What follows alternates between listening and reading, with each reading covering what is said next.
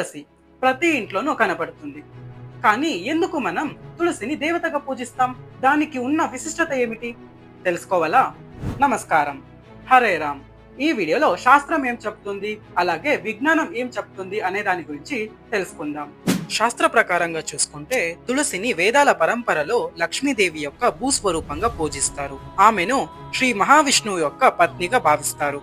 పద్మపురాణం మరియు స్కంద పురాణాలలో తులసిని శుద్ధత, భక్తి మరియు రక్షణకు సంకేతంగా పేర్కొన్నారు. ప్రతిరోజు తులసికి నీళ్లు పోయడం, దీపం వెలిగించడం పుణ్యమైన ధార్మిక చర్యగా చెప్పబడింది. ఇది ఇంట్లో శాంతిని, శక్తిని పెంచుతుంది.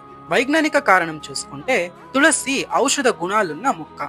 ఇది గాలిని శుభ్రపరిచి ఆమ్లజనకాన్ని విడుదల చేస్తుంది. ఇది రోగ నిరోధక శక్తిని పెంచుతుంది, ఒత్తిడిని తగ్గిస్తుంది మరియు వ్యాధుల నుంచి రక్షిస్తుంది. ఇంటి వద్ద తులసిని పెంచడం ఆరోగ్యకరమైన వాతావరణాన్ని కలిగిస్తుంది. ప్రతిరోజు నీళ్లు పోయడం మనస్సుకు శాంతిని ఇస్తుంది. ఇందుకే తులసి ఒక దేవత. శాస్త్రానికి, భక్తికి మధ్యనున్న ఒక సేతుబంధం. ఈ వీడియో కనుక మీకు ఇష్టమైతే వీడియోని లైక్ చేయండి, షేర్ చేయండి, సబ్స్క్రైబ్ చేయండి. జై శ్రీరామ్.